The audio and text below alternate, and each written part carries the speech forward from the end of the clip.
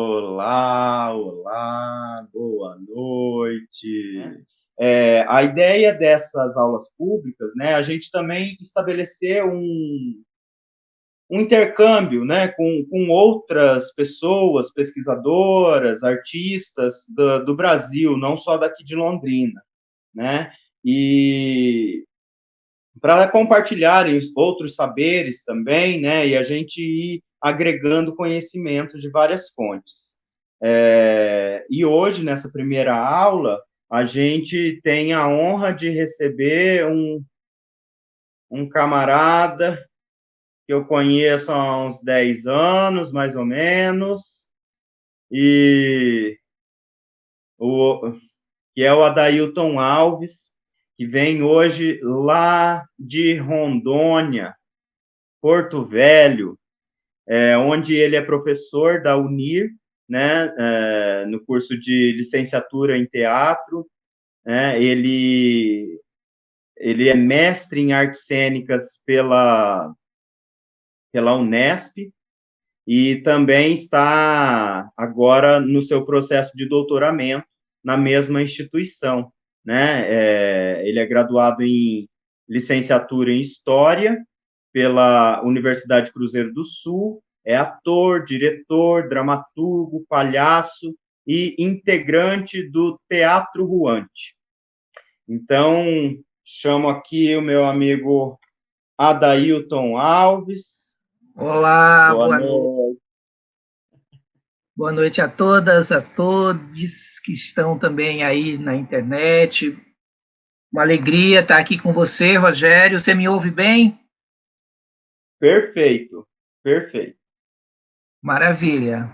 Prazerzão estar aqui com você. Eu que agradeço, Adailton. Para a gente é uma honra, né? A gente já recebeu aqui vários parceiros do teatro de rua e de vários lugares, e hoje a gente pretende fazer uma prosa bem bacana também aqui com você.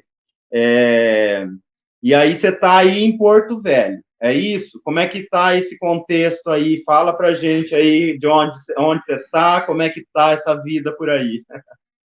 O contexto está duro para todos nós, né? Mas, enfim, Brasil, uma situação braba, mas a gente havemos de amanhecer, havemos de sobreviver, havemos de ter primavera, né?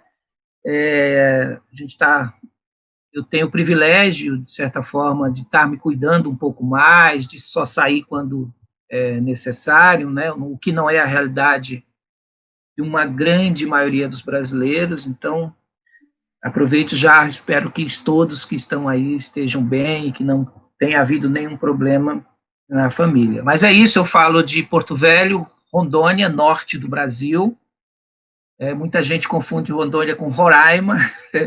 Roraima está em cima e Rondônia é o sul do norte, digamos assim, né? Está coladinho no Acre, mais embaixo. Estou afastado da Universidade Federal por conta do doutoramento que você já mencionou, nessa pesquisa que estou fazendo aí. Estou aqui há pouco tempo, né? Eu estou desde 2014. Apareceu até Marcelo Palmares, já viu alguma galera conhecida aí também.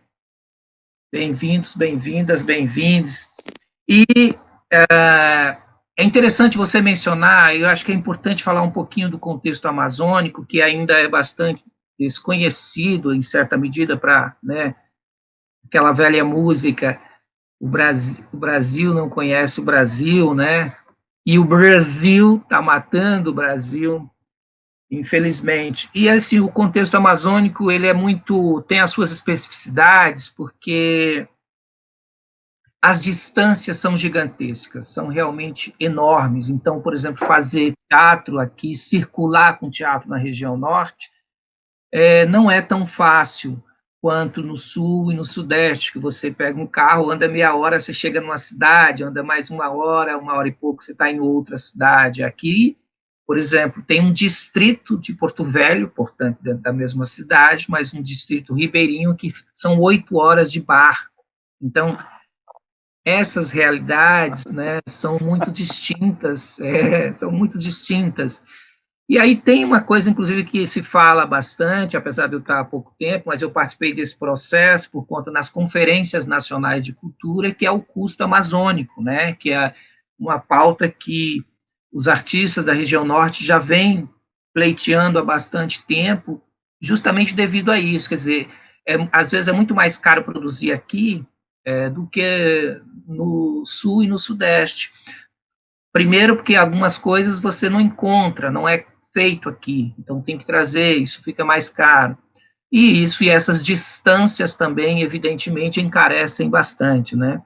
Às vezes, para ir, mesmo de avião, de um estado para o outro, primeiro você vai até Brasília, isso quando não tem as loucuras de ir para Brasília, São Paulo, e depois chegar para a região, para o outro estado da região norte, que às vezes é colado, mas são estados muito grandes, né? O território amazônico corresponde a mais da metade do país, né? São 51, alguma coisa, e é bastante extenso. E estamos aqui no Teatro Ruante, que é um coletivo que eu e a Selma criamos ainda em São Paulo, mas quando chegamos aqui em Porto Velho, isso tem firmado raiz, tem construído, tem feito algumas ações. E uma das ações, inclusive, vai começar amanhã, que é o Festival Palhaçaí, né? É um festival que vai contar com a participação de coletivos de 10 estados do Brasil. De São Paulo vai ter o Palombá, do Paraná vai ter palhaços de rua na programação, então o pessoal aí com certeza já conhece o trabalho dos meninos. Então, a gente pede que quem puder acompanhem, divulguem, e esse momento, apesar de estarmos, né, nessa plataforma, de certa forma, muito tempo nessa telinha, mas é importante a gente, inclusive, tentar, na medida do possível, acompanhar, ou pelo menos assinar realmente os canais, ver o que está produzindo. Esse festival ele foi contemplado dentro da Lei Aldir Blanc, então é uma maneira também, né, dos artistas continuarem criando, produzindo, e isso, em certa medida, mantém a gente aceso de alguma forma, né? A gente sabe que não é a mesma coisa, que está na rua, que está olho no olho, mas ao mesmo tempo é importante essa produção e essa criação e manter acesa essa criatividade para que a gente possa voltar com mais força, né? Quando formos para as ruas todas e todos. Sim. Que massa. Então, gente, ó, já fiquem ligados aí, então, todo mundo, amanhã está começando, né? Se inscreve lá no canal do Teatro Ruante, tem o link aí também, e vocês acompanhem a programação do Palhaçaí, né? Faltou só dizer... Pode falar. Opa, desculpa, interrompi o teu Não? raciocínio, mas que eu entrei Não, de... pode. Esqueci de... Eu agradecer você e esqueci de agradecer a Rita Moreira, que está aí também no comando, né? Obrigado, Rita. Pois é, eu também esqueci de falar um monte de coisa.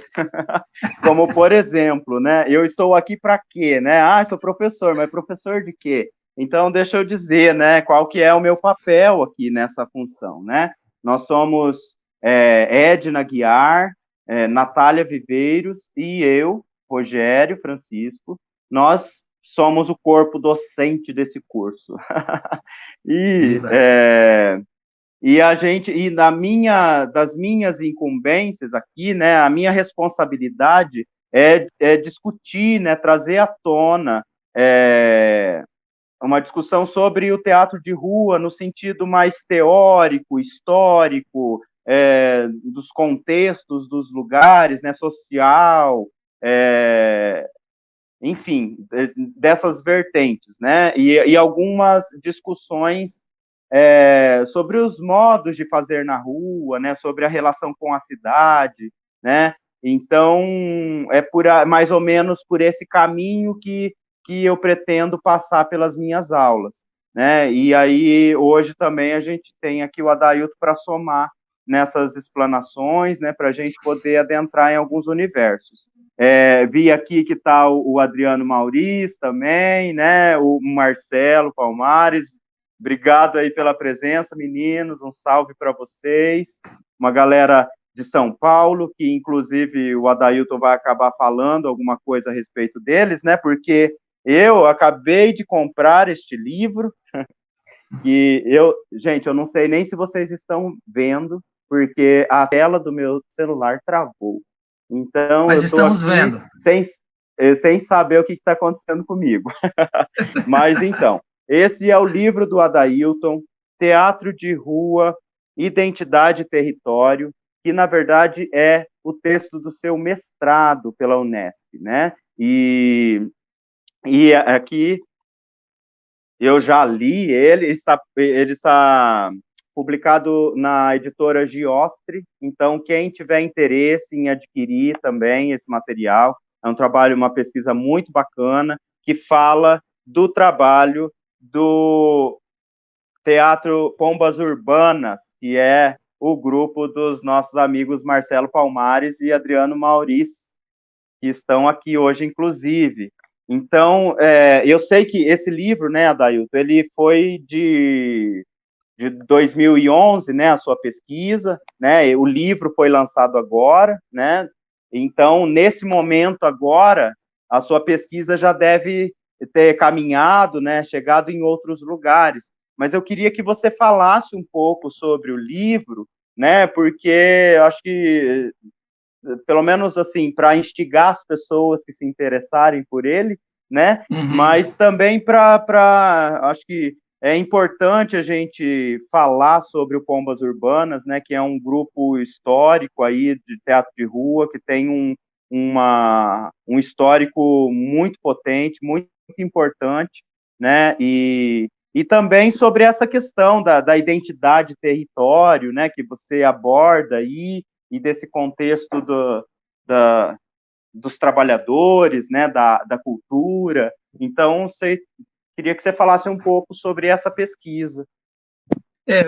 Isso, vamos lá. Assim, a pesquisa, ela, de fato, ela finaliza em 2011, mas ela é apresentada no mestrado em 2012, né, que foi o ano realmente de defesa da pesquisa. Ela aproveitar, então, enviar um abraço aí para o Adriano e o Marcelo mais uma vez. Eu os entrevistei, né? O Adriano, acho que inclusive mais de uma vez, o Marcelo uma vez, com certeza. Todos os integrantes daquele momento foram entrevistados e recolhi muito material, né? Qual que era a ideia, assim, qual que é a tese, né, defendida aí dentro? É que alguns aspectos, quer dizer, estar num determinado território ou pertencer a um determinado grupo social, daí a questão da identidade, faz com que, de alguma forma, consciente ou inconscientemente, a gente desenvolva certos trabalhos. Isso começou a partir de um processo prático meu, e eu fui percebendo essas coisas e quis desenvolver, como a gente estava conversando outro dia, você está pensando aí em fazer um mestrado e tudo, né? Quer dizer, a gente começa uns processos práticos e a gente quer depois refletir sobre isso. E o Pombas Urbanas eu identificava que havia essa perspectiva, ou isso que eu estava pesquisando. Quer dizer, porque como é que está dividido o livro aí, só para explicar, né? Ele tem uma divisão de 3 capítulos, ele tem um capítulo que é mais histórico, que é o primeiro, que é justamente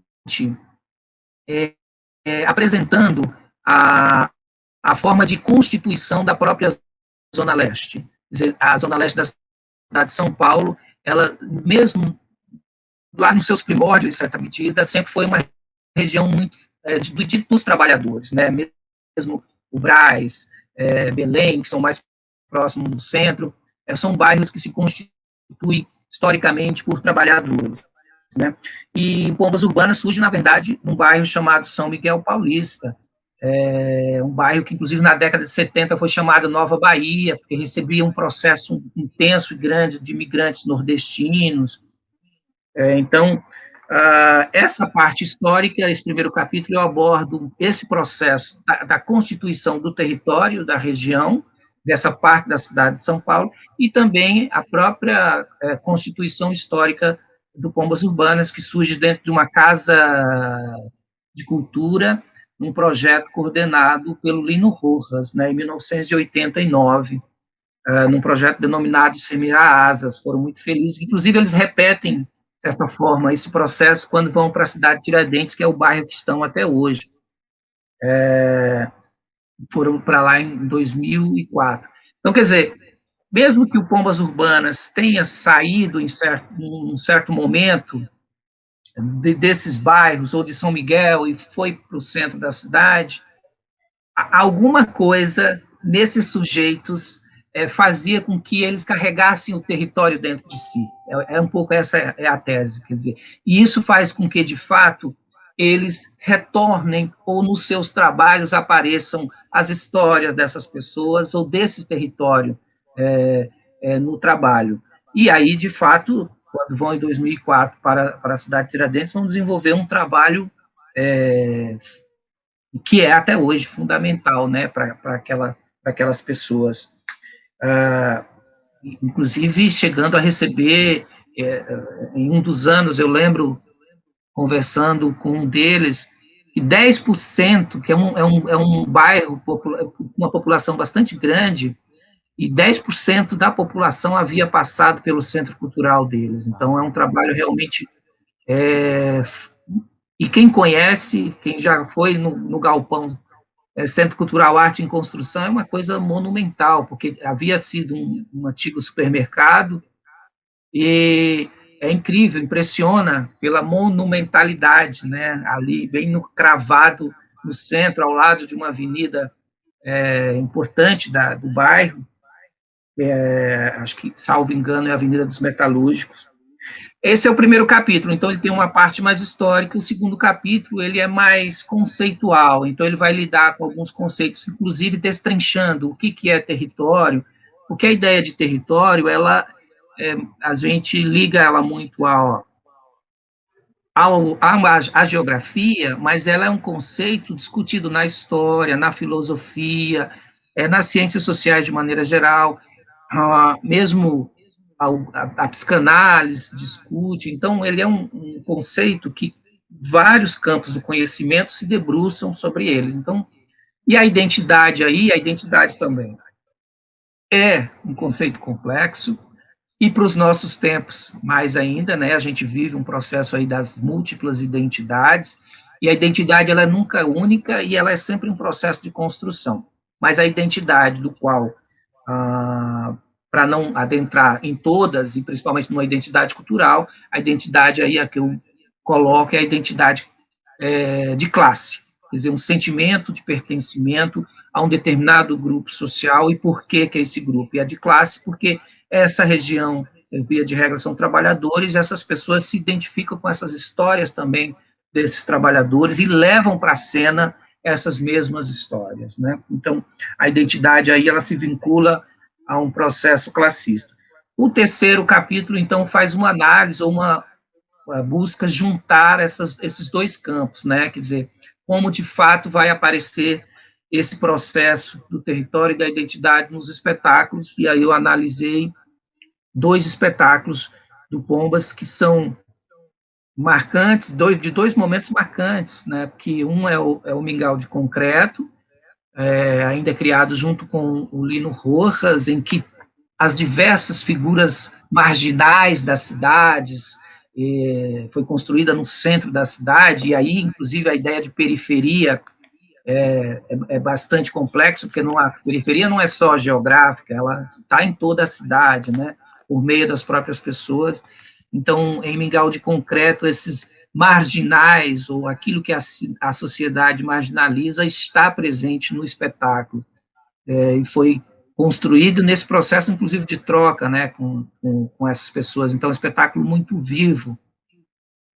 E o outro Histórias para Serem Contadas, que foi o primeiro trabalho sem o mentor, o grande mestre deles é o Lino Rojas, né, que convidaram o Hugo Villavicencio, que era parceiro também do Lino Rojas, para dirigir esse trabalho. E aí, e que são também, que é um texto de um argentino, do Oswaldo Dragum, que mostra mais uma vez, eles identificavam, ou eles relataram que identificavam nessas histórias coisas parecidas com as histórias que eles ouviam em Cidade Tiradentes. Então, não, ou seja, pegar um texto de um argentino, mas ainda dialogando com o seu entorno, com o seu território, com as pessoas à sua volta. Isso é um espetáculo, hoje mais do que nunca, atualíssimo, porque trata, dentre tantos outros temas, mas a precarização do trabalho e a exploração está muito presente nesse espetáculo, né?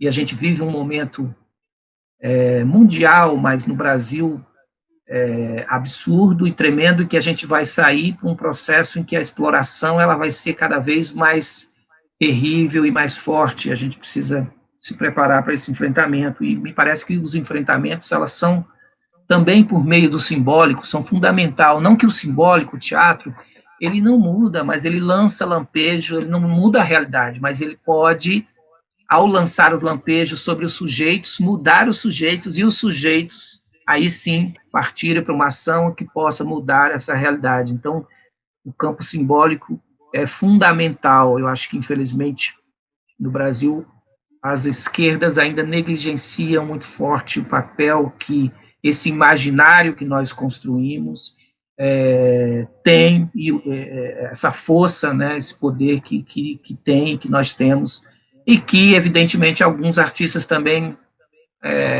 às vezes, não compreendem, né, a força que pode ter um processo como esse. Então, é isso. Território como esse espaço significado, né? E aí tem uma ideia muito cara, que é a ideia do pedaço, que não é minha, na verdade é do Magnani, é um pesquisador da USP. Mas território, só para vocês terem uma ideia, para gerar curiosidade aí, território, ele nasce também a partir do Estado moderno, né? A ideia é que todo país, Estado-nação, tem um território, mas que vai precisar, por exemplo, de um exército para guardar as suas fronteiras. Território também tem a ver, então, com o terror. É a mesma origem da palavra, território, terror. Assim como nas uvas, no vinho, tem um termo chamado terroir, que é terroir. O que é o terroir? É a capacidade do vinho levar para dentro do líquido aqueles elementos da terra ou a uva daquele determinado lugar. Então, o território, nós carregamos o território dentro de nós também.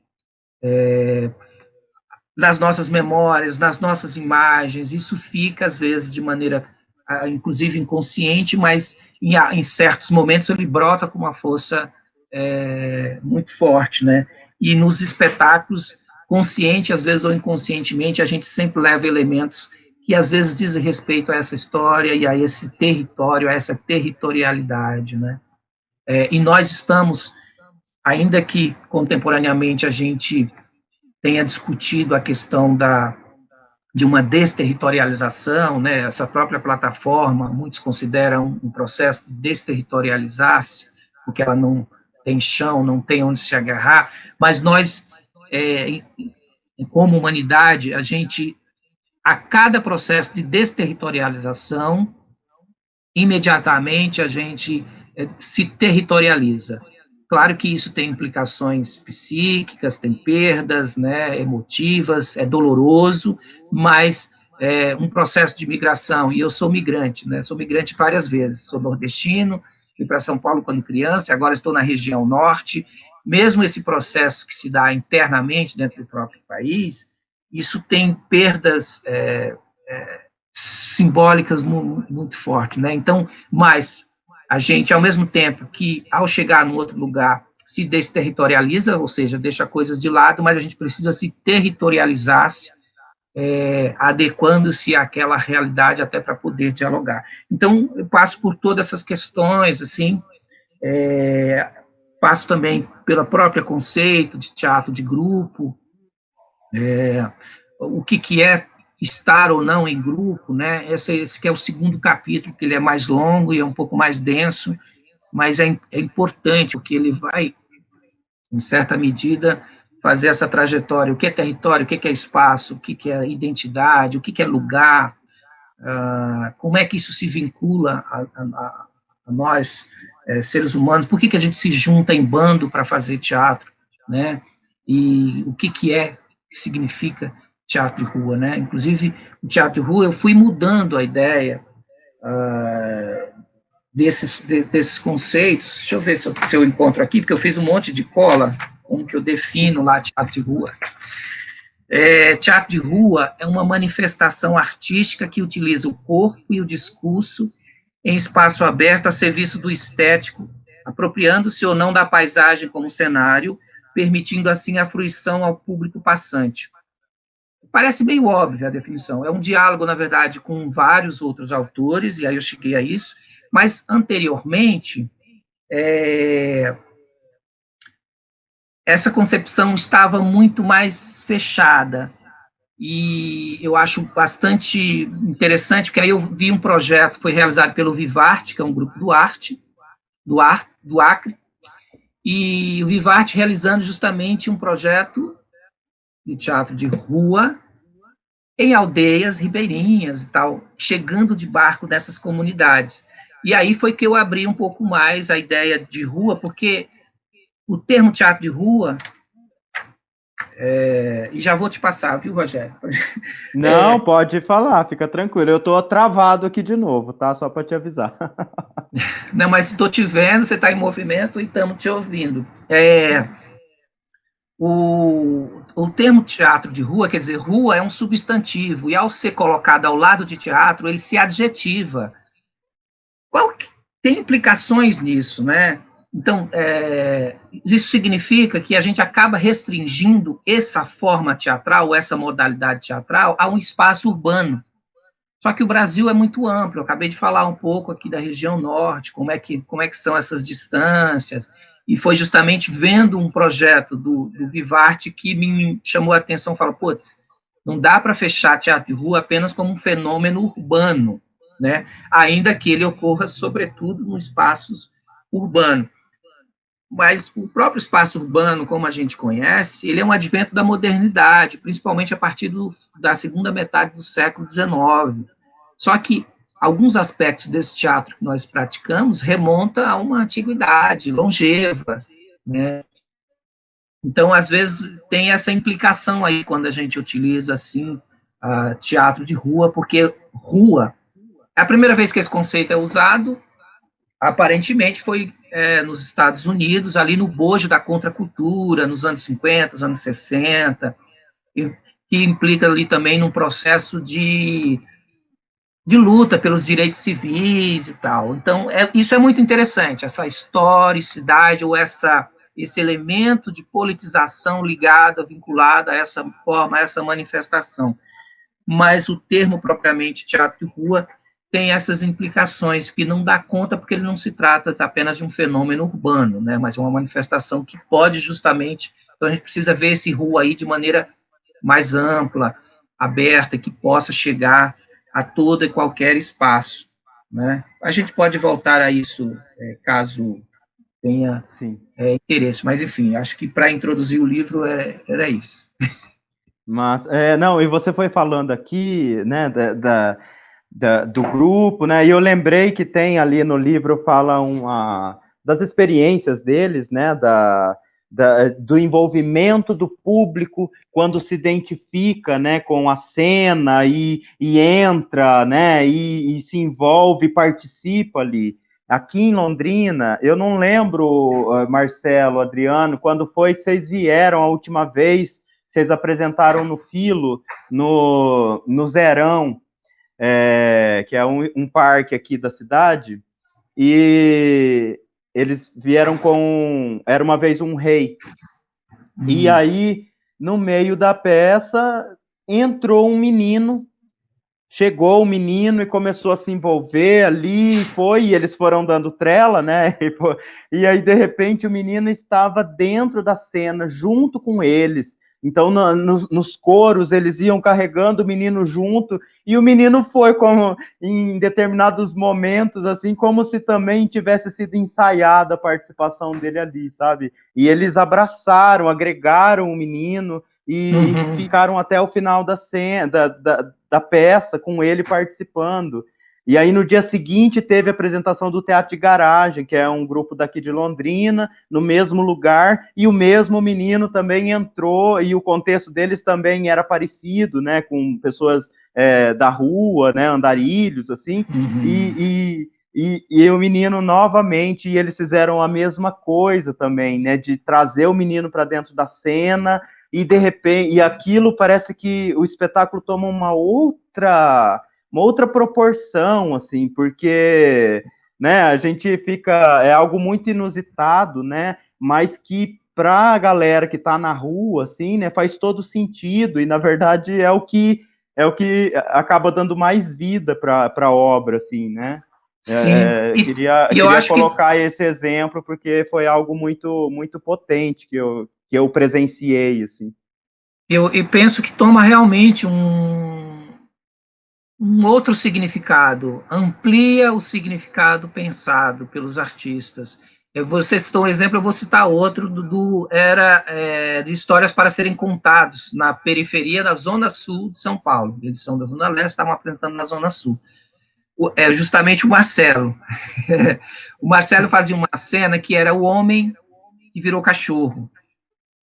E eu não esqueço essa cena, porque ela é muito impactante. A criança entrou na cena nesse processo de brincar, de estar ali junto, né?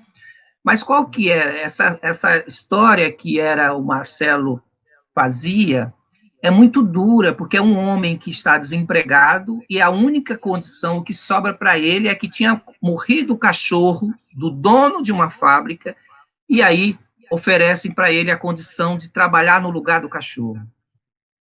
E quando ele está num processo de metamorfosear-se nesse animal, quer dizer, perdendo as suas qualidades humanas, um menino entrou em cena junto com ele, de 4 também.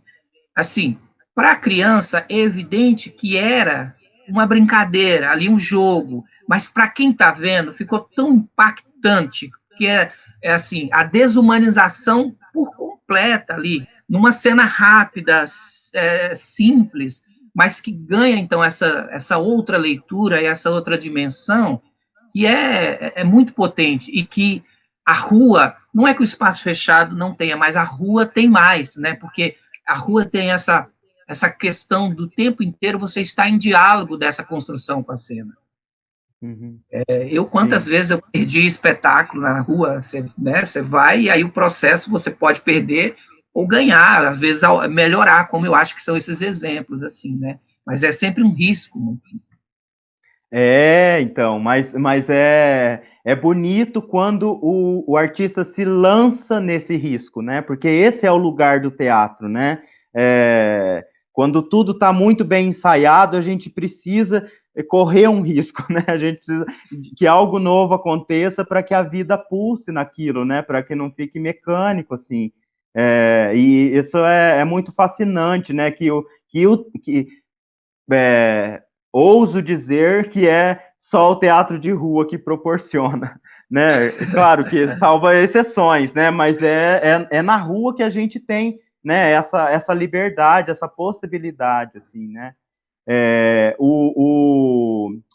eu ver aqui. Tem alguns comentários, deixa eu já ir fazendo para não ficar muito, para não me perder depois. Era uma vez um rei no filo, acredito que em 2016 foi. O Adriano falou, e aí o Marcelo Palmares disse: eita, foi na época que o Richa fez um ataque aos professores. Sim, foi bem lá mesmo.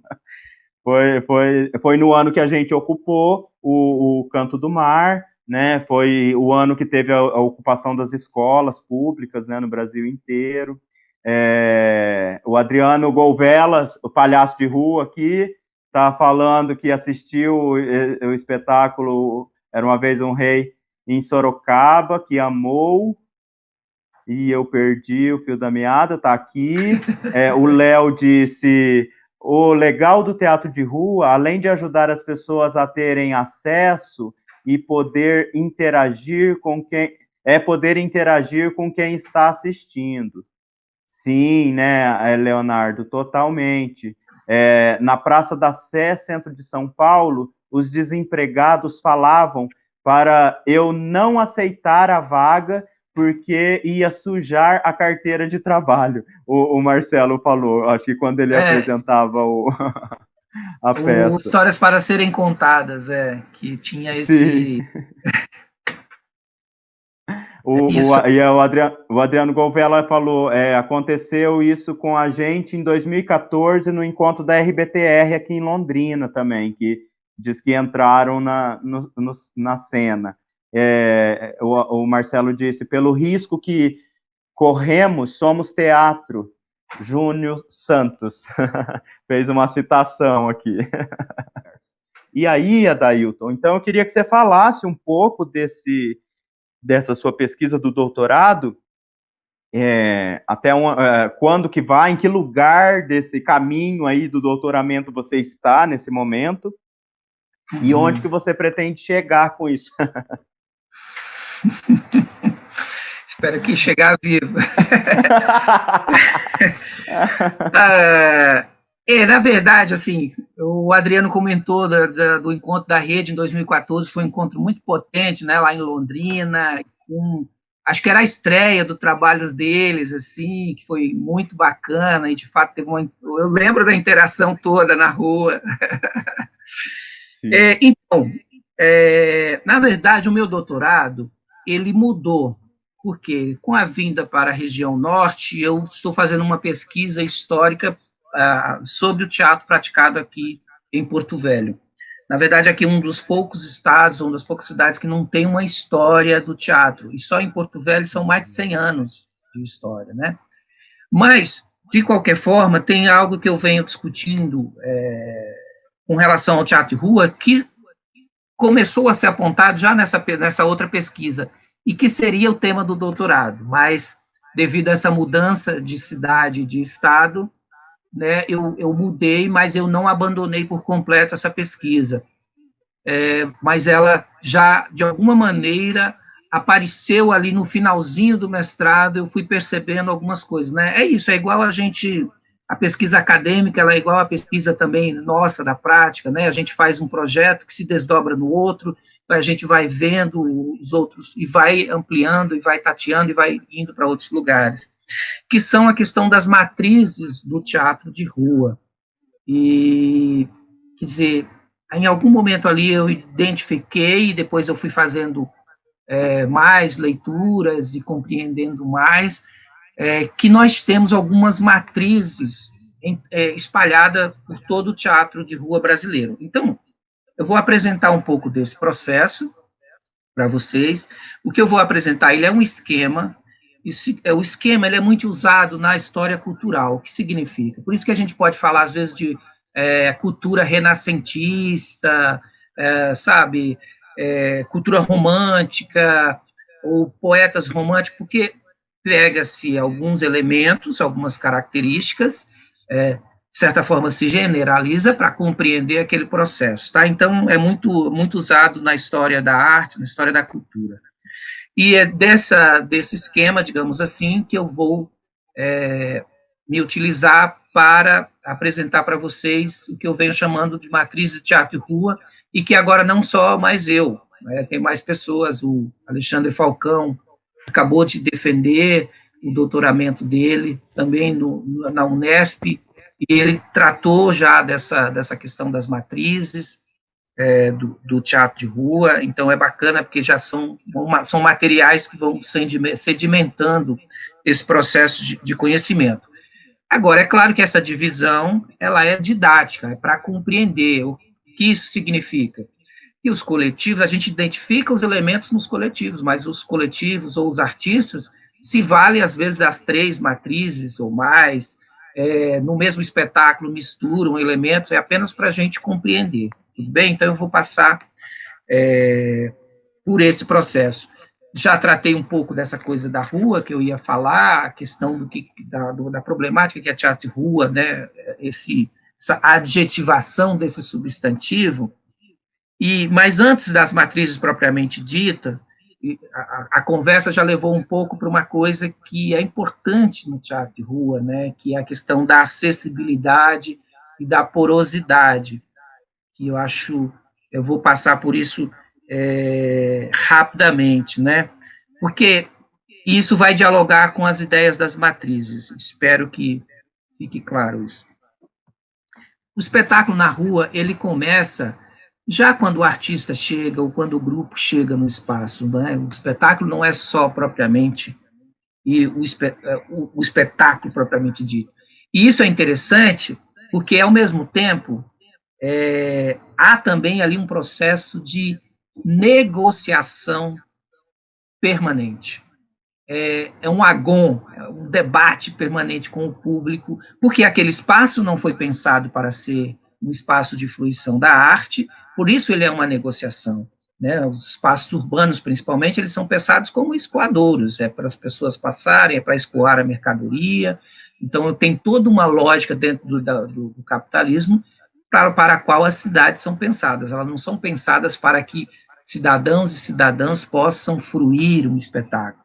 Então, já começa o enfrentamento a partir daí, quer dizer, fazer com que aquele espaço que não foi pensado para isso se torne um espaço do ócio, as pessoas poderem apreciar um espetáculo. Interessante, inclusive, negociação, porque negócio é uma palavra que negar o ócio, e a negociação que nós fazemos é justamente negar o trabalho para que o ócio apareça, né? E essa negociação, ela é permanente, não é só antes, ela é antes, durante e até depois ali, né? O espetáculo está sempre nesse risco. Daí a ideia da porosidade, que é justamente essa capacidade dos artistas, das artistas, adaptar-se ao lugar, incorporar os elementos, as interferências, para que esse espetáculo, portanto, manter o espetáculo aberto, né, como o Humberto Eco fala de obra aberta, manter o espetáculo aberto, para que ele vá ganhando esses novos significados que nós estávamos falando aí, que são coincidências, são acasos, mas que são potentes, né, e que são bonitos, né, e muito forte. Já o aspecto da acessibilidade, o professor Alexandre Matti é quem discute isso, e é com base nele que eu falo, o teatro de rua, ele precisa, quem pratica teatro de rua, precisa um pouco pensar nessa questão da acessibilidade. A acessibilidade, ela é geográfica, já evidentemente, quer dizer, você se desloca para onde o público está, mas ela é também temática, quer dizer, daí o trânsito em muitos coletivos, com alegorias, porque a alegoria, ela demanda uma leitura, ela faz com que tenhamos uma leitura mais rápida daquilo que a gente está ouvindo ou vendo, então a alegoria é um trânsito que os artistas fazem permanentemente. Ela precisa ser acessível do ponto de vista da visualidade, quer dizer, por isso muitos elementos, inclusive, se a gente se utiliza a partir das culturas populares tradicionais, às vezes cores fortes e tal, porque é chamativo, vai uma leitura rápida. Então, a acessibilidade aí ela tem um sentido amplo, mas ela é muito importante nessa constituição, né? Por isso que, às vezes, um espetáculo, não é que não possa, né? Às vezes, as pessoas de sala que não compreendem ou que não têm a vivência da rua, às vezes pode querer exigir ou ver um espetáculo super, mega, ultra rebuscado, mas que o próprio ritmo da rua, às vezes, não permanece. Não se trata de uma negligência ou de negligenciar o público, que ele seja incapaz de ver ou de não assistir uma coisa mais complexa. Não se trata disso.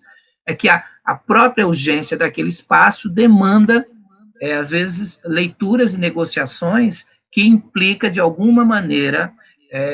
Eu lembro de uma vez eu assisti um espetáculo do Feijão, da Companhia do Feijão, que é um grupo de São Paulo, e eu achei, no espaço deles, na sede fechada e tudo, eu falei, nossa, que lindo, mas acho que ainda vai demorar muito para termos um espetáculo desse assim na rua. E não é por falta de capacidade, não é nada disso, mas se nós estamos na rua, nós estamos nos propondo a quê? A dialogar com o público. Se nós vamos dialogar, então, às vezes, há uma série de elementos que é preciso, sim, pensar para que essa comunicação seja mais fluida. Então, a acessibilidade, ela é um elemento chave aí no teatro de rua, né? Bom, e aí, quais são, então, a ideia de matriz, né? E são 3 as matrizes aqui, deixa eu já nominar as 3. São a matriz popular, a matriz política e a matriz cicense. Quer dizer, essas 3 matrizes a gente identifica no teatro de rua brasileiro todo, assim. Aí aparece, tem uma 4ª modalidade que eu vou falar, mas ela não se constitui ainda como matriz. E eu vou correr, porque eu estou vendo que o tempo está grande. Então, vai ser meio que só pontuar para depois a gente conversar aí. Eu tinha falado para deixar pelo menos a última meia hora para a gente conversar um pouco mais. Então, matriz, por exemplo, na matemática, ela organiza os elementos. Então, é essa ideia aqui de matriz também, que a gente, a partir dessa organização ou dessa ideia, a gente possa identificar os elementos para fazer essa leitura, tudo bem? No dicionário, está lá, origem, que vem do latim matrix, mãe, tronco. Então, são esse útero, essa origem, esse tronco, essa matriz, de onde vêm esses elementos. Então, a primeira matriz é a matriz popular, que, evidentemente, dialoga, é a mais pungente, é, ao mesmo tempo, a mais que está mais espraiada em todo o território brasileiro. Ao mesmo tempo, ela remonta desde o processo de colonização, desde a colônia, né? Em certa medida, o Sérgio Buarque de Holanda, em Raízes do Brasil, trata um pouco dessa questão das instituições, mas é interessante que a gente consegue ver esse processo também por baixo, o povo nesse processo de construção. E o Mário de Andrade, nas danças dramáticas, também vai trabalhar isso. É isso que o Mário de Andrade está chamando das danças dramáticas. Esses espetáculos que são teatro, e que ele chamou de dança dramática, e que a gente, às vezes, tende a não ver como teatro, como o boi, o cavalo marinho, esses elementos espetaculares da cultura brasileira, e que ele já no século XVI identifica uma série de elementos. Eu vou falar pelo menos um pouquinho das danças dramáticas, que eu acho que é interessante para a gente... Não tenha pressa, tá, Dailton? A gente vai levar no tempo que você achar que é importante falar. Se tiver que falar, você diga e não se acanhe, tá? Nós não temos uma regra rígida em relação ao horário. Tá, não, esse é só o receio de repente, falar de uma e deixar alguma de fora, para não dar tempo de falar de todas. Então, mesmo na carta, chamada Carta de Batismo, de Pero Vaz de Caminha, tem umas, só para a gente entender como isso é velho dentro da cultura das populares, né? E é nesse lugar que o teatro de rua bebe, de certa forma. E o boi, por exemplo, é um dos elementos mais recriados dentro do próprio teatro. De cabeça eu posso citar o espetáculo da Vanécia, que era o que eu ia exibir, do Teatro de Caretas, que é uma pesquisa belíssima que fizeram com o cavalo marinho, com as caretas e com o boi do Maranhão. Mas tem o de 4 no Ato, no Rio de Janeiro, que é um espetáculo sobre o boi. Tem um grupo aqui de Rondônia, que tem uma recriação a partir do boi. Tem um grupo de Pernambuco, que é o Te Amo, o Teatro da Mostardinha. Então, aparece muito, essa matriz popular é muito presente. Na Carta de Pero Vaz de Caminha, esse elemento já aparece lá. Tem um momento que ele está narrando o encontro com os indígenas, em que um gaiteiro desce e toca, e dá as mãos para dançar com os indígenas em roda. E esse cara inclusive, e hoje a gente já sabe que havia teatro nas naus, quando vinham, porque eram meses viajando, então vinham artistas populares. E o Pero Vaz tem esse documento aí também na carta de nascimento, está lá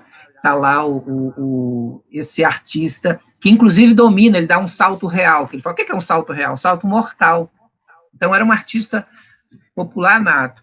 Mas o popular aqui é principalmente esses elementos daquilo que o Mário de Andrade vai chamar de dança, das danças dramáticas brasileira, que ele estrutura de maneira muito interessante. Vou tentar aqui achar minha cola para eu não... que ele vai dizer que esses elementos, eles carregam um aspecto profano e religioso. E é interessante porque ele não é religioso no sentido que a gente entende de ligar a uma certa religião. Então, é um religioso no sentido mais profundo. Então, está no seio popular. Ele vai dizer, é muito interessante que essas danças dramáticas, elas não surgem, por exemplo, de aspectos históricos, do processo de colonização, que foi muito forte, do bandeirismo, ou da Guerra do Paraguai. De alguma maneira, está condicionada a uma certa transfiguração, a uma representação de um fator prático, e eu espero que eu não esteja... espero que eu esteja me fazendo entender, e isso, então, guarda essa dimensão profano-religiosa. Religiosa não no sentido de ligar-se a uma religião. Depois ele explica isso também.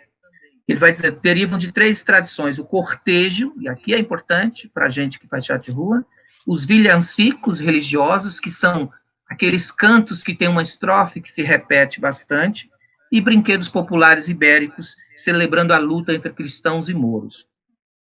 Então, o cortejo é muito importante para a gente ver, os villancicos, que isso, inclusive, se repete também nas estruturas dos espetáculos nossos, de teatro de rua. E cada balhado, então, tem os seus textos, suas músicas e as danças próprias.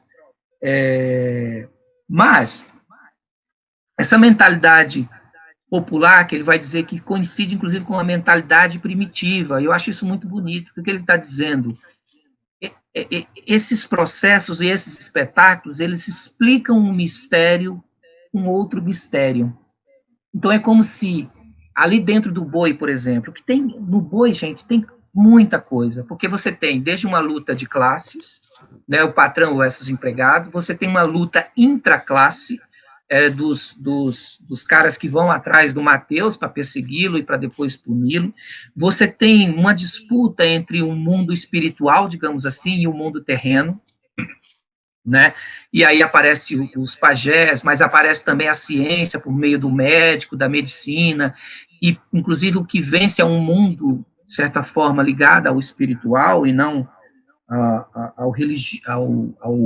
ao profano, à ciência, né? Mas essa religiosidade, ao mesmo tempo, como eu já disse que não é ligada a uma religião propriamente dita, o Mário de Andrade diz que ela tende a se degradar no meio do riso. Olha que maravilha, quer dizer, e o riso é legal porque o Mário de Andrade não era um leitor do Mikhail Bakhtin, mas ele vai chegar no mesmo lugar que o Mikhail Bakhtin. A ideia de um riso popular inclusivo, que junta todo mundo, e que o riso é uma maneira de espantar justamente aquilo que a gente tem medo, né? Então, esse cômico vai debochar desse aspecto religioso, institucional, digamos assim, institucionalizado. Tanto que eles vão... Um dos primeiros documentos sobre o boi, de Pernambuco, é um padre reclamando, pedindo para que o delegado interviesse para parar aquelas brincadeiras em que o preto fica debochando de um padre. Está tratando ali do boi. Então, veja só. Então, o riso aí é esse elemento degradador desse aspecto religioso, porque o religioso ganha uma dimensão mais ancestral, mais, é o que o Mário de Andrade chama de primitiva, vinculando, e o cortejo, propriamente dito, para ele já é espetáculo. E às vezes a gente negligencia isso, né? E aí, lembrando o Romualdo, nosso amigo, né, para o Romualdo também, o Romualdo, o cortejo já é espetáculo. Mas essa estrutura também que ele traz, né, está muito presente já nos espetáculos. Os espetáculos de matrizes populares, via de regra, eles usam o cortejo para convocar o público, ou mesmo que faça toda uma brincadeira ali na roda, às vezes sai para vir em cortejo e para já começar. Esses elementos todos, então, dessas culturas, e o boi é muito ilustrativo disso, porque essa estrutura está melhor desenhada, mas aparece também em outras. E essa comicidade, quer dizer, como um processo de derrisão, da gente poder derrotar aquilo que nos oprime. O riso, o Mário coloca dessa maneira, como um aspecto que, por isso que ele degrada a religião, porque mesmo essa religião, de alguma maneira, o oprime. E aí, quando ele ri daquilo, ele se liberta desse processo. Né? Então, esses espetáculos, ou essas danças dramáticas, são estruturadas em cortejo, A parte dramática propriamente dita, que a gente poderia dizer é o espetáculo propriamente dito, e a despedida. Então, a gente vê isso, né, nesses espetáculos, inclusive, a chegada, o cortejo, como que se dá esse convencimento ali, e a construção desse espaço para a fruição do espetáculo, o espetáculo propriamente dito, aí a passada de chapéu e a despedida para uma próxima, né? Então, essa estrutura está lá. Tinha mais coisas, mas para a gente ir passar para uma outra matriz. Então, essa é a matriz popular, que a gente consegue identificar muito nas camadas populares. A segunda, que eu chamei de político, ela também tem uma história bastante longa, mas não tanto quanto a popular. E o que eu estou chamando de matriz política? Ora, todo teatro é político. O que você está dizendo? Que é aquele que, de fato, se explicita como político. E ele se vincula a um processo classista. Historicamente, ele se vincula a um processo de classe. Então, o seu surgimento, em certa medida, é herdeiro do naturalismo, ali do século XIX. Por que no século XIX? Porque é o seguinte, no final do século XVIII, teve a Revolução Francesa, em que a burguesia, de fato, toma o poder político, ela já tinha um certo poder, principalmente econômico, mas não tinha o poder, e derrota a aristocracia. E isso ela faz junto com os trabalhadores. O trabalhador sempre teve, sempre existiu, é o trabalho que nos faz, né, o que nos fez humanamente. E aí, mas é a partir do século XIX, de certa forma, que essa classe social começa a se reconhecer, então, como uma classe diferenciada. Lembra que ali na França você tinha 3 estados, né? A aristocracia, o clero e o terceiro estado, que era o resto. Eram todos. Quando a burguesia, então, se emancipa, faz a revolução, é preciso se descolar daqueles que eles vão explorar, que é justamente a classe trabalhadora, e aí há um processo de formação dessa identidade classista que se dá no século XIX. Então, e onde primeiro aparece isso, ainda com vários problemas, evidentemente, é no naturalismo. Né? O André Antoine, no seu Teatro Livre, que vai se vincular aquilo que não é correto dizer, mas como se fossem sindicatos, associações de trabalhadores, para fugir da censura, mas ao mesmo tempo para construir algumas coisas juntos. Aí nisso surge todo um movimento desse teatro livre, né? O Volksbühne, o Freibühne na Alemanha, vão se espalhar por toda a Europa, principalmente, esses teatros chamados teatros livres, ligados a essa condição classista. Depois vai vir um processo ali, sobretudo do final do 19 para o 20, que, principalmente na Alemanha, que vai ser o Proletkult, uma cultura proletária, né, que vai, na verdade, se enraizar muito mais na Revolução Russa. E aí que nasce todo um processo de agitação e propaganda, um teatro agite-propista. Bom, é essa matriz, ou esse lugar, historicamente, que eu estou chamando de teatro político. Como é que isso chega no Brasil e que, de alguma maneira, se disseminou e está também em todo o Brasil, né? Ele chega, apesar de a gente ter, na virada do século XIX para o início do XX, um teatro anarquista no Brasil, a estrutura do teatro anarquista ela é muito organizada na chave dramática. A sua estrutura, a sua forma ainda está, que o Arena, inclusive, repete com eles não usam black tie.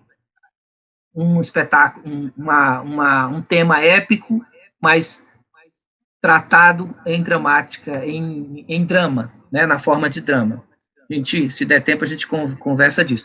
Mas então, e os modernistas também tiveram um pouco de contato com isso, mas isso não se espraiou, tanto que o Oswald de Andrade só vai ser montado nos anos 60 pelo Oficina e tudo, mas tinha alguns elementos ali que não se deu.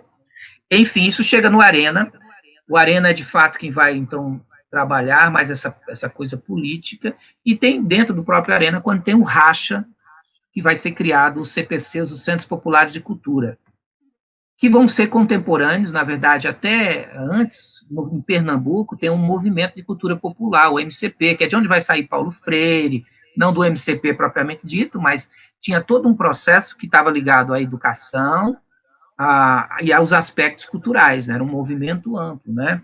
Então, o MCP, de certa forma, vem um pouquinho antes e depois vem os Centros Populares de Cultura, que era ligado à União Nacional dos Estudantes, e que, de certa forma, vai se espraiar também por diversos lugares.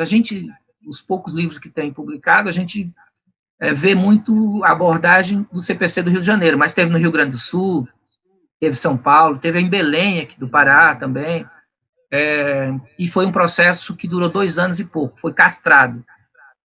Lembrem-se que uma das primeiras ações da ditadura civil-militar foi incendiar e metralhar a sede da UNE, que é onde estava o teatro, inclusive, do CPC, que ia ser inaugurado, nem chegou a ser.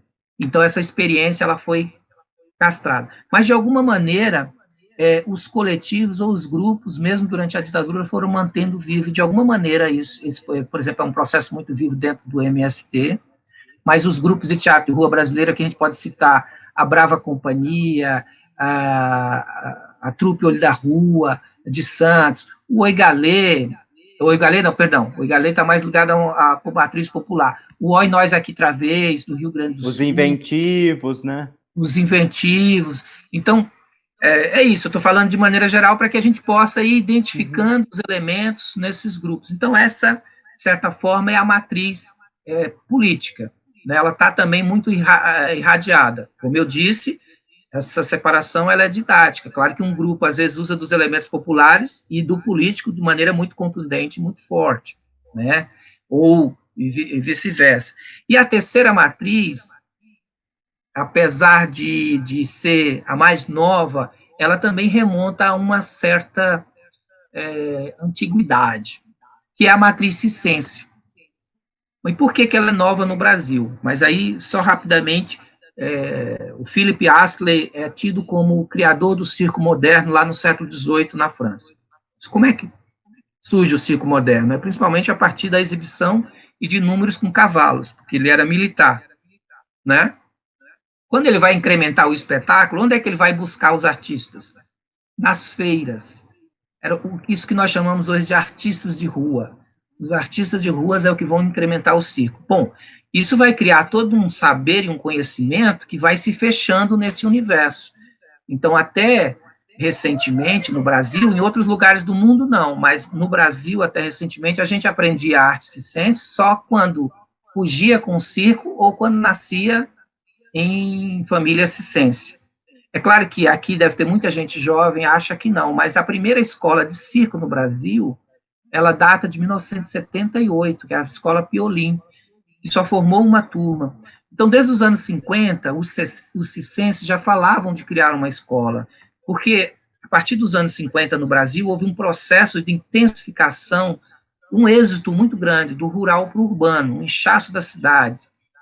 E os circenses foram também perdendo a sua força, e os próprios filhos querendo estudar, ficar na cidade, seguir outras profissões, e houve um esvaziamento, então falava-se também para formar, para passar esse saber, mas também para ter novos artistas que pudessem alimentar, inclusive, o próprio processo circense. Mas só conseguiram criar essa escola em 1978, na cidade de São Paulo. Ela forma a primeira turma ali em 82 e fecha. Mas em 82 tem também a Escola Nacional de Circo, e nesse momento, inclusive, está sendo ameaçada de ser fechada. Importante, inclusive, a gente tentar pressionar, mas que formou muitos circenses lá. E se a gente pega, inclusive, e depois, em 1984, a Escola de Circo Picadeiro. E a da Bahia já foi ali, acho que nos anos 90, no começo, não sei precisar o ano, mas já era anos 90. Com a Verônica Tamaoki e o companheiro dela, que são as escolas mais antigas, assim. Essas escolas que vão formar essa primeira geração circense, que de alguma maneira vai se espraiar. Essa matriz, ela é muito focada principalmente no virtuosismo, que é uma característica do circo, e na comicidade, né? O palhaço está hoje realmente espalhado no Brasil todo. Inclusive, dentro do Festival Palhaçaí vai ter um encontro só de palhaças do norte para discutir a questão da palhaçada feminina. Fazendo merchandising novamente aí do... Massa, pode fazer. Então, se a gente pega, por exemplo, Parlapatões, Nau de Ícaro, os Piafraus, Teatro de Anônimo no Rio de Janeiro, Intrépida Trupe, ou a experiência que teve um grupo chamado Ornitorrinco, isso, o Selmo Duarte, da Escola Piolim, que formou lá depois na Bahia também, né? É isso, né, Adriano? E então esses grupos, eles datam justamente desse processo, dessas primeiras pessoas que puderam ter acesso a esse conhecimento, que não fugindo com um círculo, e sim aprendendo em uma escola normal, que é, de certa forma, saber milenar até, né? Porque os artistas populares, desde a antiguidade, eles iam para as ruas, trocavam a sua arte, inclusive, às vezes, na forma de comida, para comer mesmo, né? Então, de alguma maneira, nós recuperamos isso, mas ele é muito recente. Mas houve uma proliferação muito rápida, porque o processo circense ele é muito interessante, né? Porque depois que você aprende alguns elementos, é possível você trabalhar, se auto-aperfeiçoar, digamos assim, né?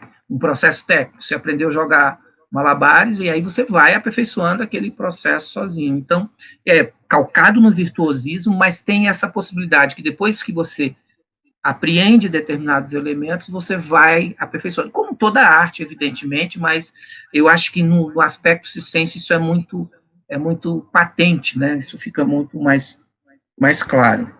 A única exceção, de certa forma, que usou elementos circenses, e que é uma exceção, é o grupo Galpão, que ele começa usando alguns elementos, mas é por conta de uma influência de um grupo de alemães que vieram ao Brasil dar uma oficina, mas era um grupo de alemães circenses também.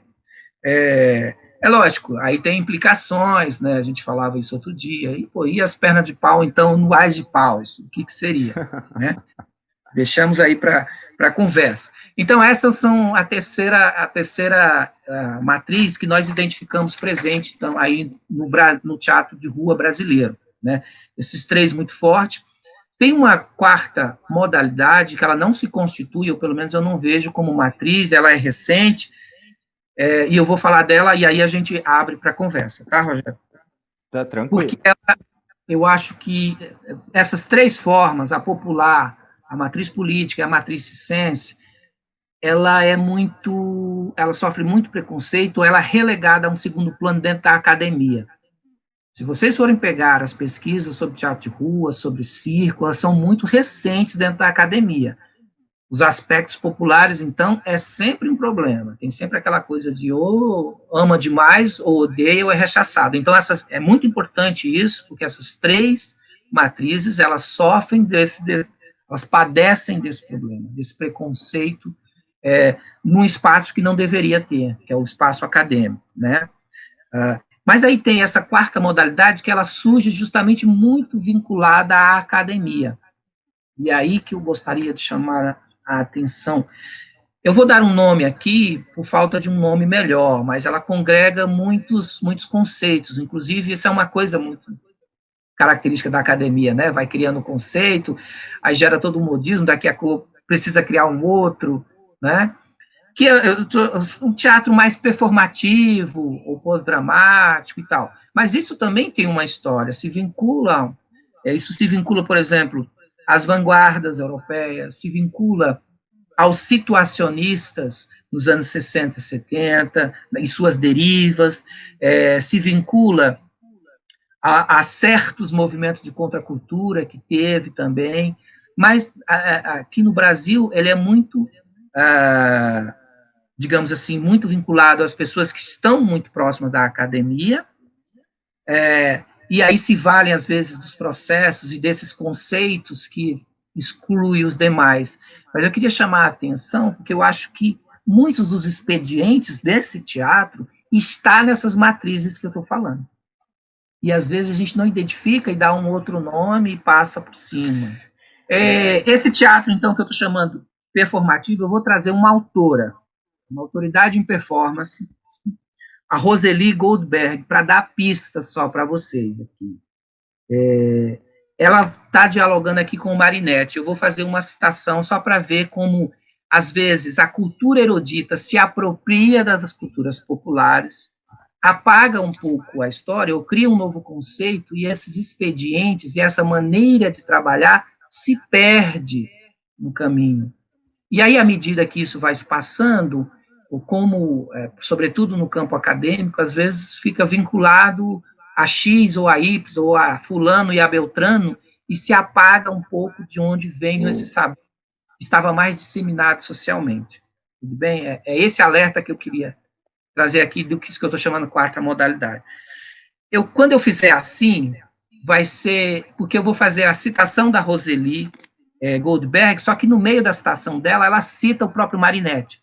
O Marinetti era o futurista, da vanguarda futurista. Então, palavras dela. Marinetti admirava o teatro de variedades, principalmente porque este gênero tinha a sorte de não possuir tradição, mestres ou dogmas. Na realidade, o teatro de variedades possuía os seus mestres e as suas tradições, mas o que o transformava no modelo ideal para as performances futuristas era exatamente sua variedade, a mistura de cinema, acrobacia, música, dança, números de palhaço e toda a gama de estupidez, imbecilidade, parvoíce e absurdo, arrastando a inteligência para as raias da loucura. Veja, o que ela está dizendo aqui, nos dando uma pista. E ela é uma autoridade em performance, ela não está falando mal dessa galera. Ela não é uma crítica. Mas o que o Marinetti, então, faz os futuristas, em certa medida? Eles bebem em algo que é popular, são expedientes populares, que é o teatro de variedades, dá outros nomes, inclusive rechaça, né, como ele diz, toda a gama de estupidez, imbecilidade e tal. E, às vezes, infelizmente, tem esse processo. Claro que a gente sabe, toda cultura é interpenetração, é encontro o tempo inteiro. O que eu estou só chamando a atenção aqui é que a cultura popular também bebe na cultura erudita, é óbvio, mas a cultura erudita bebe muito mais na cultura popular. Porque a cultura popular, às vezes, não tem a mesma chance, a mesma oportunidade de beber na cultura erudita. E, às vezes, essa cultura que está, principalmente, mas não só, no espaço acadêmico, às vezes apaga um pouco esse processo histórico, e eu acho que é preciso, sobretudo nós que fazemos teatro de rua e estamos vinculados a essas matrizes que são negligenciadas, inclusive nesses espaços de construção de saber, é importante a gente recuperar esses elementos e identificar. Eu acho que a ideia um pouco das matrizes, ela é bastante didática e simples, mas é justamente para a gente, numa tentativa de afinar o olhar para identificar esses elementos e falar, não, ó, isso vem de tal lugar, isso está em tal lugar. Eu acho que é isso, acho que a gente abre a conversa, questões, caso queira. Então, são 3 matrizes e uma que não se constitui ainda, e é muito forte, principalmente no eixo sul-sudeste, que são esse processo mais performativo que se dá ali do final dos anos 90 para cá. Né? Achei muito interessante essa sua reflexão, né, essa ideia dessas matrizes, e em relação a essa performativo, né, eu acho que tem um fator aí, né, que a gente acaba, que o popular acaba sendo suprimido, né, pelo erudito, que é porque ele depende muito da questão da oralidade, né, da questão de um saber que é transmitido de geração num processo de vivência mais informal, né, no sentido da escola, né, e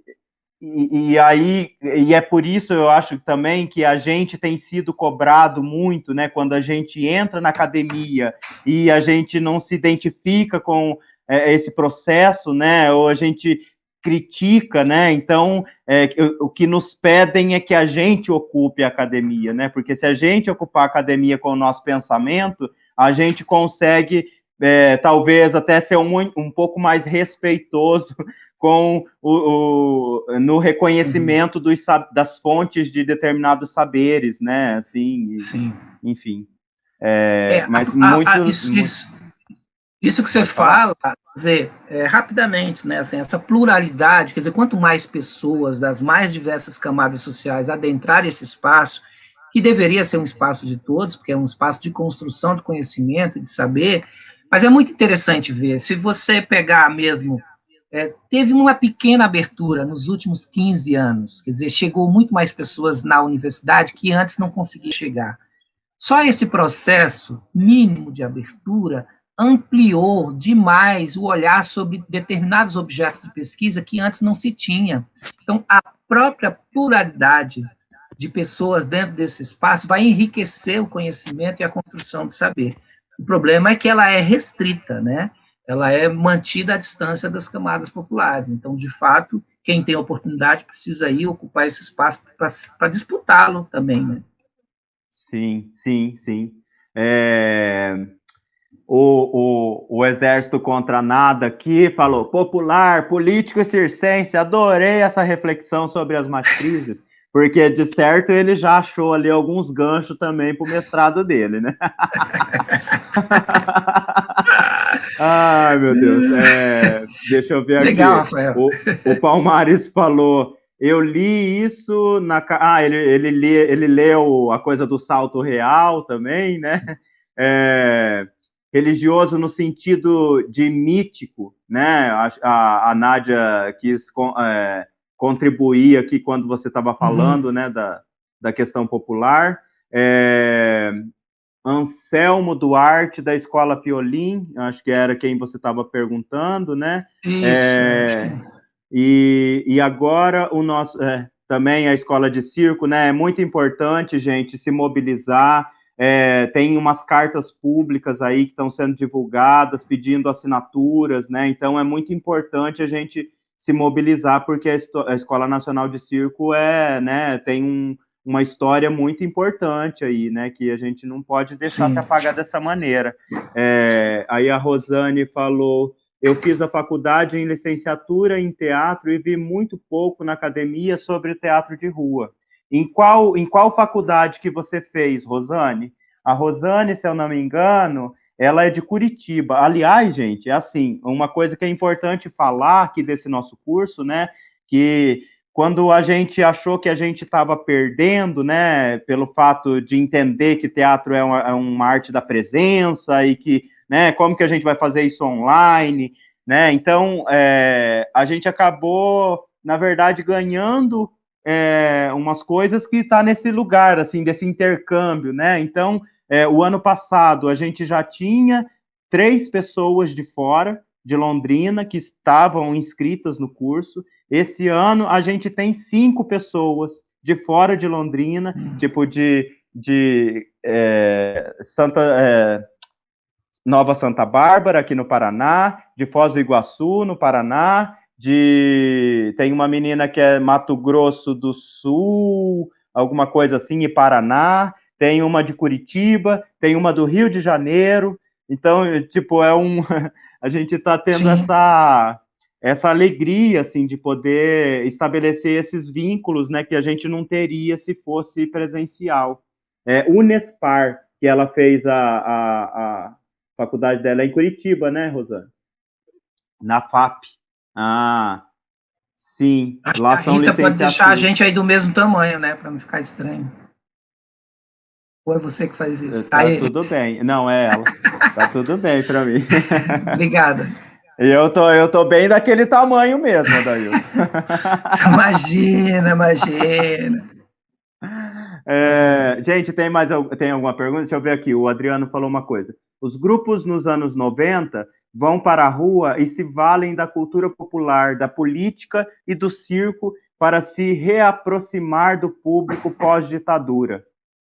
Sim. Interessante essa... É interessante porque, assim, o teatro de rua brasileiro, ele se vincula a todo um processo político brasileiro muito intenso. Se a gente pega os grupos mais longevos do teatro de rua, o Oi Nós aqui outra vez, o Emboaça, o Oi Nós é de Porto Alegre, o Emboaça de Sergipe, o Tá na Rua do Rio de Janeiro e o Galpão de Minas, o Emboaça e o Oi Nós são de 78, 77, 78. O que está acontecendo no Brasil? Ainda é ditadura civil-militar, mas há todo um processo de luta pela anistia e o que é chamado de redemocratização, que depois vai dar nas diretas já. Há toda uma convulsão social, de luta. Então, essa retomada da rua pelos artistas é também respaldado por todo um movimento social, né? De alguma maneira, a gente, como artista, acompanha, consciente ou inconscientemente, esse processo. Os anos 90 que o Adriano coloca, há uma intensificação, na verdade, do surgimento de grupos, há uma proliferação assim tremenda da quantidade de grupos. E que momento é esse, historicamente? É justamente o processo de neoliberalismo que está chegando e destruindo tudo no Brasil. Ou seja, a única maneira que, de alguma forma, a gente vê, seja consciente ou inconscientemente, e aí sim esse processo de retomada dos aspectos populares e políticos que ele citou, se dá no ajuntamento em grupo, quer dizer, não só num processo de solidariedade, também de quebra de hierarquias que havia no processo de criação, né, o grupo tem um pouco essa coisa de, era o autor, o diretor, os autores, e depois vinham os técnicos, o grupo ele horizontaliza um pouco, então tem esse processo da quebra de hierarquias, mas tem essa solidariedade no sentido de que se tem todo um processo de destruição de direitos que se dá ali já nos anos 90, com a chegada do neoliberalismo, para a gente produzir, para a gente criar em arte, só é possível em grupo. E é muito interessante, porque o grupo radicaliza os seus processos estéticos e éticos de maneira profunda, né? E consegue, de fato, se espraiar. Isso, por exemplo, na virada do milênio, na cidade de São Paulo, é exemplar. É claro que vem junto ali no bojo também uma política pública que vai ser muito importante, que é o programa de fomento, que é o que vai fazer com que se capilarize realmente os experimentos, as experiências dos grupos por toda a cidade. Mas é muito interessante, você pega dos anos 90, tem muitos grupos no Brasil todo, quando você começa a circular, fala, no final dos anos 90 e tal, há uma proliferação de grupos no Brasil a partir dos anos 90, e que muitos, ainda bem, continuam na ativas aí, que vai ser fundamental agora no processo de retomada, né? Esperamos Sim. que em breve a gente possa ir para as ruas. Tomara, tomara. E o Adriano complementou, acho que naquela escrita dele ali, que são herdeiros do CPC, dos pontos de cultura. Não, acho que herdeiros do CPC, os pontos de cultura, e vale lembrar as escolas de circo social que chegam na periferia. Porque eu acho que ele coloca essa coisa de... Porque o ponto de cultura, basicamente, né, que o Gilberto Gil chamou de doim da cultura, porque são pequenos pontos espraiados em várias partes, em lugares que, às vezes, não tinha nenhum equipamentos culturais grandes, ou não tinha uma política pública, mas aquilo fazia uma diferença tremenda, né? Que era um pouco o que era o CPC, quer dizer, o CPC buscava realmente se espraiar e se irradiar, não deu tempo, e foi interrompido, mas, de certa forma, os pontos de cultura também foram, né, quebraram um pouco também as pernas da ideia do que era, ele perdeu um pouco o seu elemento, que era a ideia, era justamente, isso, o cara desenvolve um processo embaixo de uma mangueira, mas ele é significativo, tem importância naquela comunidade, então é importante incentivar e ter um apoio para que ele consiga trabalhar ainda mais. Então, guardada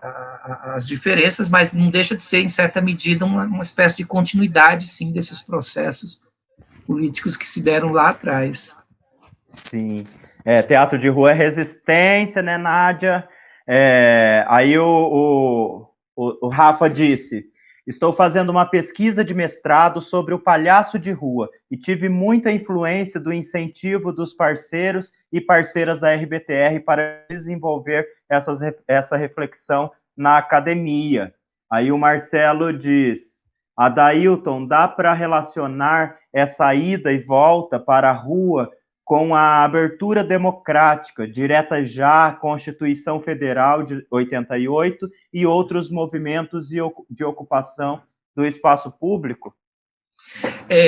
Sem dúvida, Marcelo, já falo para o Exército contra nada, que o Rafael, sem dúvida, né, assim, esse processo, então, de retomada das ruas, ou de afirmação dos grupos de ruas, se dá, de certa forma, respaldado por essa tomada das ruas por um movimento maior, que é um movimento social. As diretas já primeiro a luta para a anistia, as grandes greves que aconteceram em Osasco, no ABC, isso vai levar a uma nova organização da classe trabalhadores, que foi chamada de um novo sindicalismo, né?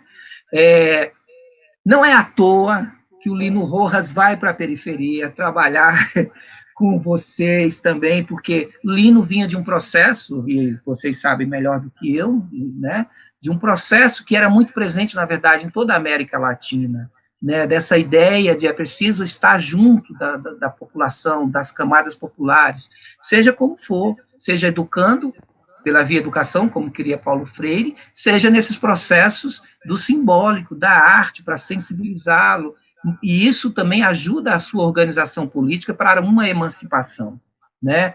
Então, em 89, o Lino Rojas já estava, e a Constituição de 88 vai, evidentemente, permitir que isso se extrapole, porque acabou a repressão, né, e se instaura o processo. Agora, olha só que contraditório, a nossa Constituição, ela é conquistada a duras penas, com muita luta, ela é uma Constituição que, inclusive, agora vem sendo desmontada, mas ela é uma Constituição social-democrata, digamos assim, com muitos direitos, alguns nunca foram implantados, né, nunca se efetivou, mas ela é uma Constituição muito importante e muito potente. E já nos anos 90 chega o neoliberalismo, tentando desmontar, e mais uma vez os coletivos, os grupos começam a proliferar, com uma espécie de reação. Isso não é propriamente consciente, tá, gente? Às vezes a gente reage às coisas pelo próprio movimento da história, pelos acontecimentos maiores que bate na gente, às vezes a gente está até atordoado, mas vai reagindo a eles, né?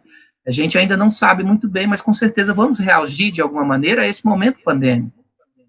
Estamos já, de alguma forma, que é nos adaptando, nos reinventando, mas quando pudermos fazer aquilo que já fazíamos, que não vamos fazer talvez do mesmo jeito, com certeza o tempo histórico vai apontar outras questões para a gente, mas é isso, estamos dialogando com o nosso tempo. Então, a retomada ou o fortalecimento do teatro de rua brasileiro se dá muito também nesse processo histórico que o Brasil passou ali no final, no início dos anos 80, vai desembocar na Constituição de 88, e que nos anos 90 vai dar esse fortalecimento. E aí já chega o neoliberalismo tentando destruir tudo, né?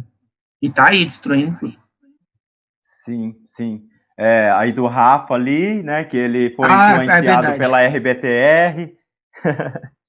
Que bom, Rafael, que bom, que eu acho que é isso. O Rogério falou que também está pensando em fazer o mestrado, eu acho importante. O Marcelo, o Adriano comentou também, eu estou aqui, ó, dedando todo mundo.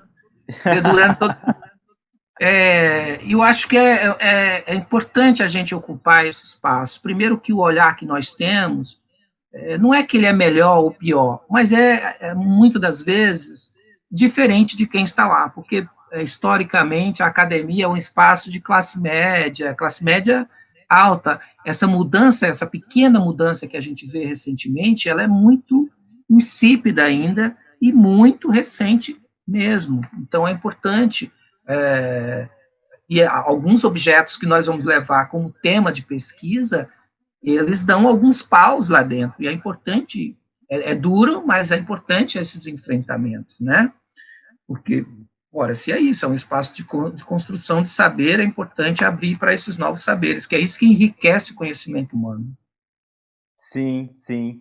Gente, a gente está aqui chegando na nossa reta final, tá? Mas, assim, se alguém ainda tiver alguma pergunta para fazer, algum comentário para fazer, esse é o momento, tá? Que aí eu vou dar uma curiosidade aqui, que você falou do Marinetti, né? E aí eu me lembro que o Marinetti, ele é o inventor do projetor, não é isso? Ou eu estou errado? Ou é outro nome que eu confundi? Mas eu acho que ele foi o inventor do que hoje nós temos como projetor de imagem. Eu não vou saber disso. Eu sei eu sei que as performances deles, eles usavam tudo que podia. E o Marinetti sempre foi um entusiasta da tecnologia, das máquinas, né?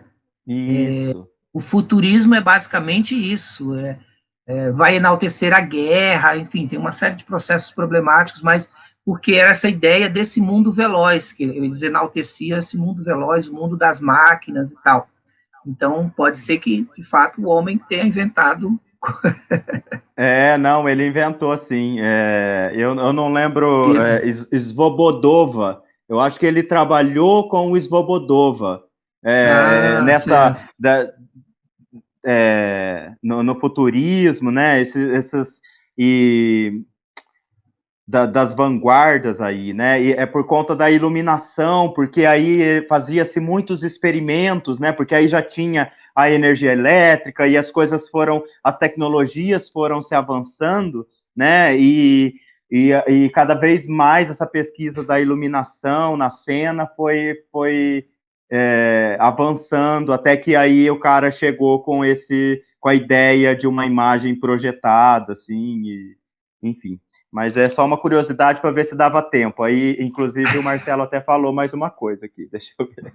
Eu fiz pedagogia agora e ouvi falar do Vygotsky. Vygotsky, isso. Tudo que eu ouvia dele, eu pensava, parece teatro. Descobri que o Vygotsky era ator. E Aline Cabral, tem alguma maneira de pressionar a academia a ter também o estudo de teatro de rua, o surgimento do teatro de rua do Brasil, a fundo não só o básico, como se tem? É possível? Eu acho que é uma pergunta. Então, o Alexandre Falcão, que eu já mencionei, é um parceiro, é professor aqui também na mesma universidade que eu. O doutorado dele foi justamente pesquisando teatro de rua e a academia. Em breve vai estar disponível a tese dele, foi defendida no Instituto de Artes da Unesp, né? É isso, dos 68 cursos que ele levantou, houve um aumento significativo do ensino de teatro de rua, de quase um terço. É claro que isso varia, nem todas teatro de rua dentro da academia estão nas matérias obrigatórias, ou seja, não é curricular, às vezes elas estão ativas, ou às vezes ocorre só na extensão. Mas é isso, à medida que nós vamos entrando também nesse espaço, nós vamos provocando, porque às vezes depende muito de quem está lá mesmo. Tem muito, a academia tem isso. E agora que vivemos um momento de desmonte, mais ainda, porque a tendência é reduzir os quadros ou até fechar para privatizar, enfim, é um processo delicado que estamos vivendo, por isso que é importante, por exemplo, a coisa do Rafael, ir lá, colocar isso como objeto de pesquisa, né, trabalhar, isso que isso, é uma maneira da gente ir alargando esse espaço para que ele, de fato, fique mais aberto, né? Assim que eu cheguei aqui, o currículo estava, o currículo do curso estava passando por um processo de mudança, e eu e o Alexandre aproveitamos e inserimos teatro de rua na matéria. Não conseguimos inserir como curricular, como optativa, mas a gente sempre oferece, pelo menos a cada ano, a teatro de rua, a gente tem tentado manter aqui para que... Até porque, qual que é a conclusão? Só rapidamente, isso é uma coisa importante. Dos mais de 5 mil municípios brasileiros, são poucos os que têm casas de espetáculo. Então, o teatro de rua cumpre uma função fundamental do ponto de vista da inserção dessa linguagem. E aí, quando você pensa, já que o Marcelo falou, né, fez pedagogia, né? Quando você pensa no processo de formação na escola, né, as licenciaturas, acho que a Rosana foi quem fez licenciatura também, qual escola que está preparada para fazer um teatro como se fosse num prédio? Não. Então, o teatro de rua pode cumprir um papel fundamental nesses processos de educação da linguagem de artes no Brasil e o acesso da maioria das pessoas. Então, o teatro de rua cumpre o que o circo, em certa medida, já cumpriu há um certo tempo atrás, né? Em muitos lugares, o circo viajava mesmo em lombo de burro e chegava naquelas pequenas cidadezinhas, era um acontecimento impressionante. E o teatro de rua, nesse sentido, ele é muito mais barato e muito mais interessante, e pode chegar a todos os municípios, porque você, inclusive, não perde os elementos estéticos e poéticos, porque ele já foi pensado e preparado daquela maneira, né? Então, pode chegar, porque mais de 80% dos municípios não tem casa de espetáculo. Sim, então, só não os tem grandes mesmo. centros. Só os grandes Sim. centros. Até mesmo Londrina, que tem uma estrutura boa, mas não há um teatro grande, não há um teatro municipal grande, então muitas produções acabam não vindo para cá porque não tem nenhum teatro que comporte. O Marcelo continuou a reflexão que ele estava aqui, né, porque disso de que o teatro está em tudo, né, ele falou do Vygotsky, aí ele falou, aí eu estudo Paulo Freire e penso, parece teatro. Aí o Ricardo Righetti monta um espetáculo sobre o Paulo Freire. Então, de fato, está em todo lugar, né? Pois é, Rosane, ele fez uma peça que interpreta o advogado da acusação e de defesa, imagina só. Ah, sim, aí a Nádia diz aqui, os cursos de artes e humanas são os mais atingidos com os ataques políticos atuais, total, né? E deixa eu lembrar uma coisa aqui também, que quando teve o encontro de 2014 aqui, né, da RBTR, a gente fez um encontro da Abrace também, né, uma reunião do GT de Teatro de Rua da Abrace, e a ideia era reivindicar, junto ao curso de artes cênicas da UEL, a inserção da disciplina de teatro de rua, mas infelizmente naquele dia não teve nenhum professor do curso presente, e foi assim uma conversa que não chegou, né? A gente fez um documento dali, né? Mas o entendimento da universidade aqui, grosso modo, é que teatro é teatro, né? E eu falo isso tranquilamente, porque eles têm, na prática, muitas das disciplinas, elas tiram da sala de aula, elas levam para a rua, né? Tanto que muitos artistas se formaram na universidade com trabalhos de teatro de rua, com palhaço, né? Muitos experimentos assim. Mas, ao mesmo tempo, também, eu acho que não dar esse reconhecimento, né, Adailton, eu acho que não é uma coisa boa, né? Teatro é teatro, a gente sabe, mas quem faz teatro na rua sabe que existem especificidades da rua que interferem diretamente no resultado do teatro, né? Então, não dá para a gente nivelar no mesmo lugar, né? Eu acho que hoje os cursos são mais abertos, né? E que bom que estão mais abertos, né? Porque há um certo tempo atrás, eu não sei, tem alguns lugares aí que ainda se falar teatro de rua, acho que vão torcer o nariz e tudo, mas no geral os cursos têm, principalmente as licenciaturas, elas são mais abertas e tal. Agora, é isso que você fala, né? Teatro é teatro, mas o teatro de rua tem suas especificidades. E a organização do movimento Teatro de Rua em São Paulo foi muito interessante, assim, nesse sentido, porque eu lembro dentro de uma instituição importante de teatro, São Paulo, quando a gente dizia, eu faço teatro de rua, as pessoas tossiam o nariz dentro de um lugar que hoje é super tranquilo, mas naquele momento. Então, o que foi feito? O MTR fez ali no seu início? Negar. Isso é importante, às vezes, num ato ou numa atitude política. Negar para afirmar. Como assim negar para afirmar? A gente dizia, não é tudo teatro. Nós somos teatro de rua e tem diferença. Por quê? Porque naquele momento era importante reivindicar determinados elementos, inclusive o reconhecimento para essa modalidade. Não é para dizer que é especial, que é melhor, que é pior, não é nada disso. Mas de fato, assim, essa luta, de alguma maneira, e que depois a RBTR também encampou, e que hoje aparece teatro de rua nos editais, quem é mais jovem talvez não lembre, mas há 10, 12 anos, 15 anos, não aparecia teatro de rua nos editais. Era teatro e, às vezes, você tinha que brigar, mas eu quero fazer esse projeto em teatro de rua. Como não aparecia, abria para a interpretação de que não pode. Então, foi preciso negar para poder afirmar, mas a gente sabe, é isso. É teatro, teatro, teatro. Só está num espaço diferenciado. E, por estar num espaço diferenciado, tem sua especificidade. Como o palco tem suas especificidades, né? É preciso dominar a iluminação, é preciso dominar, né? Mas é isso. Exatamente, exatamente. Mas é isso, gente. Olha, eu fiquei muito feliz dessa conversa aqui hoje, hein?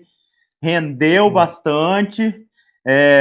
Agradeço, né, a presença de todas as pessoas aqui hoje, também os companheiros da RBTR aí, de vários lugares, né, e que somaram aqui na conversa.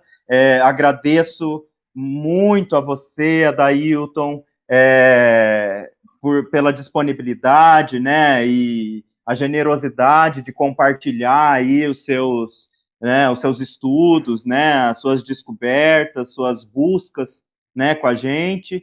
E agradeço a toda a equipe do Canto do Mar, né, as minhas companheiras professoras, Edna e Natália, que estamos juntos nessa empreitada, a Rita aqui na retaguarda, o Lucas também na comunicação, a equipe da Vila Cultural, da administração. Aí eu quero só falar aqui as últimas coisas, que são umas frases meio para fechar mesmo, que o Marcelo disse assim: os grupos de teatro de rua são escolas vivas. A Rosane disse: o teatro de rua promove a acessibilidade da linguagem e acesso físico. Aprendi muito, a Nádia disse. Que aula! Massa demais. O Rafa, gratidão, também adorou, maravilha, delícia ouvir vocês, parabéns pelo encontro, foi muito bom, obrigado, Adriano, amei, Aline, obrigado, gente. E aí, Adailton, deixo aberto aqui para você, dar suas últimas considerações, né, se tiver algo a mais que você queira dizer, fique à vontade, esse momento.